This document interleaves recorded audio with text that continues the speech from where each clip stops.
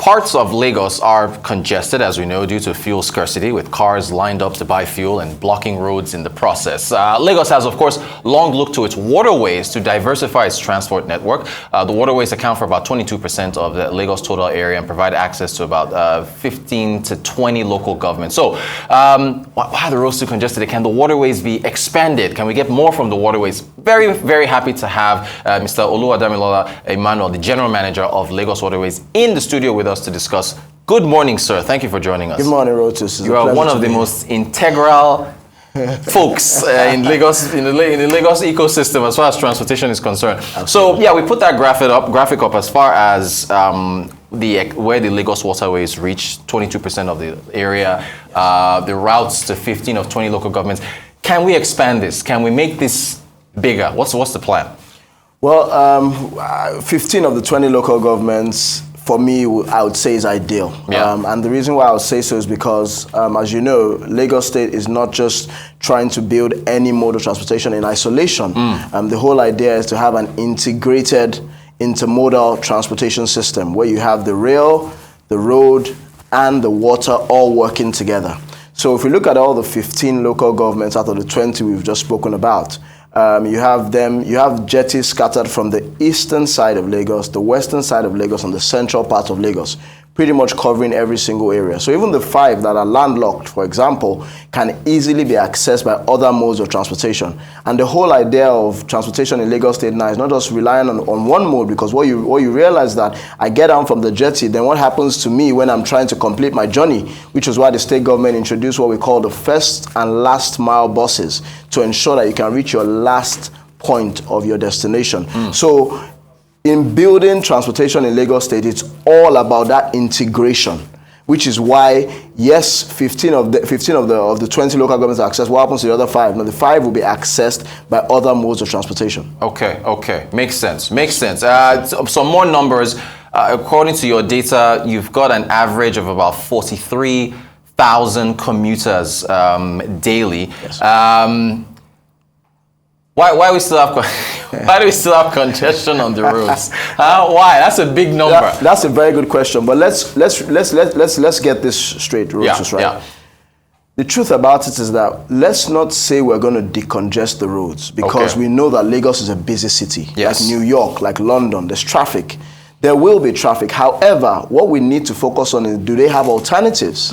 So we need to provide those alternatives, which is what the government is doing by ensuring that we can build water transportation. And of course, extensively with the rail as well, with the 2 rail lines which are also coming up as well. Yeah. So I would say it's not a thing about just decongesting. It's also providing alternatives for people, because people want alternatives, because alternatives will always be key. Because really, if you don't want traffic, then go to another state outside of Lagos. But unfortunately, we're in Lagos, there will be traffic, because think about it. Yeah. There are people constantly coming into Lagos.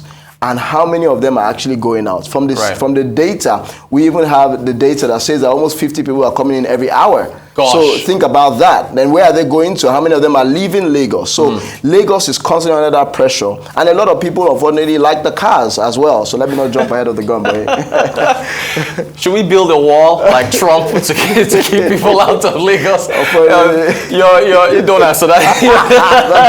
your assets. You've got 55, I believe, jetties and terminals on the inland waterways, 29 of them operational.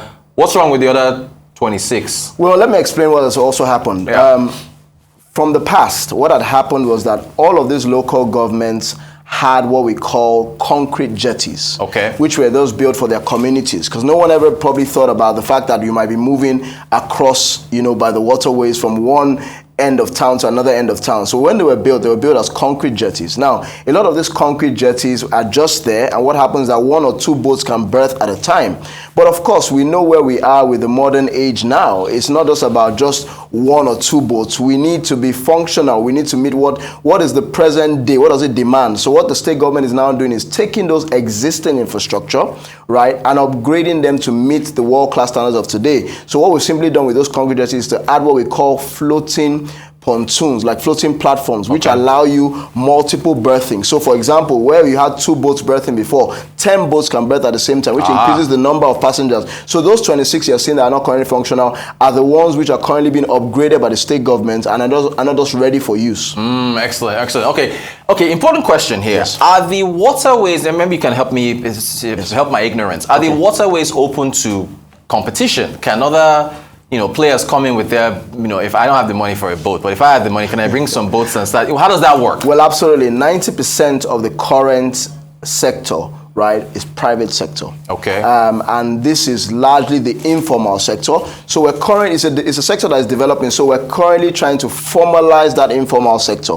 And one of the ways we're doing that is, of course, getting them to form cooperatives, because that's the only way you can drive an investment. Because what happened in times past was everyone just has some kind of money, some kind of capital, and the next thing they want to buy one boat, and then they run the boat for a while with no plan, no sustainability plan, no business plan, no feasibility carried out. No. So we have to obviously stop all of that and say, no, we can't just allow this anymore. So what we do is, of course, put out open tenders, but that large amount of the informal sector, right, we've gotten them to organize themselves into cooperatives. So it's easier to support them, like what has happened on the road with the BRTs. It was the same thing that happened. It's the same model for the BRTs that's also coming onto the waterways as well now. Excellent, excellent. Thanks for clearing that up for us. We have to talk safety. We do this, we talk a lot about aviation on this show, and we talk about aviation safety. So got to talk about water safety. I think you've got a chart on the incident data, yes. And this is pretty good. The blue line showing people who have been rescued, the red line deaths. Between 2020 to 2022, we've seen a decrease in deaths and an increase in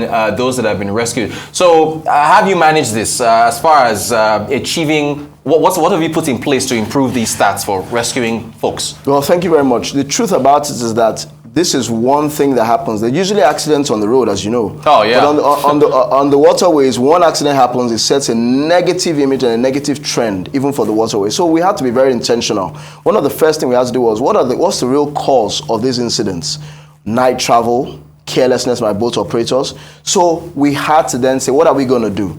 The first thing we had to do was, first of all, increase our awareness and sensitization. First of all, the passengers and the operators, how can we get them to be more aware of what to do in terms of emergencies? We're able to carry out sensitization programs. And as you know, according to research, which can be obviously be fact-checked, is that water transportation is actually the safest mode of transportation.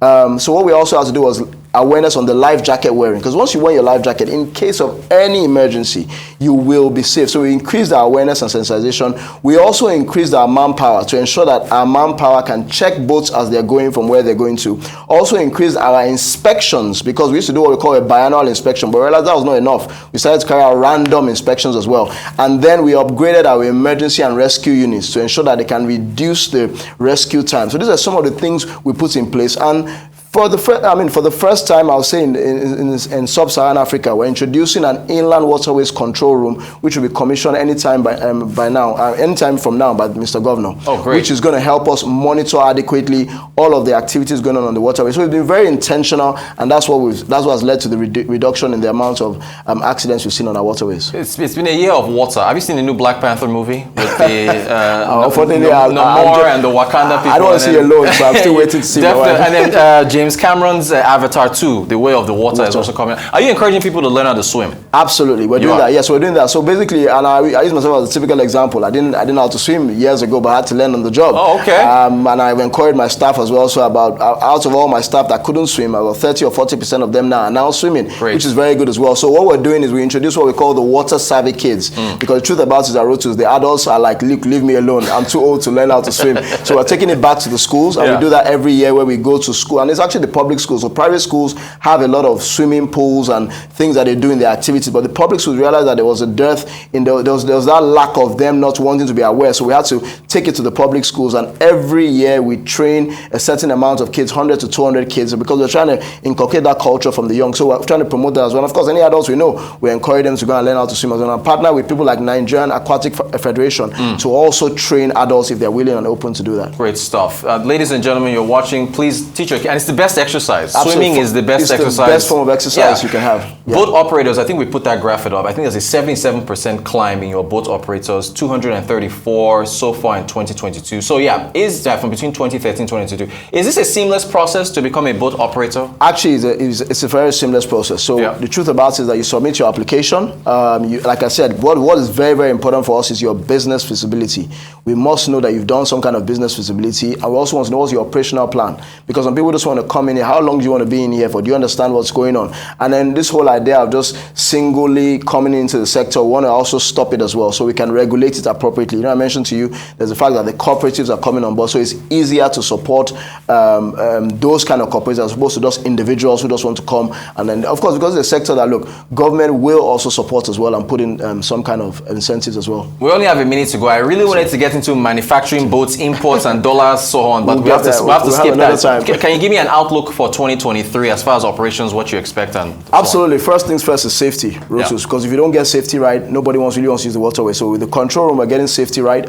Secondly, as well, we're also, like I mentioned to you, formalizing the informal sector, because right now they are 90%, and think about that. That's 90% of the current sector. That's about 230 boats which you would have. So we want to formalize that sector, and of course we have also foreign investment coming in to support the waterway. So the British government has been very, very supportive in helping us build our feasibility studies and also our operational studies. But the French government as well is now coming in as well to also come in with capital investment as well to building jetties, providing ferries, and channelization of the waterways.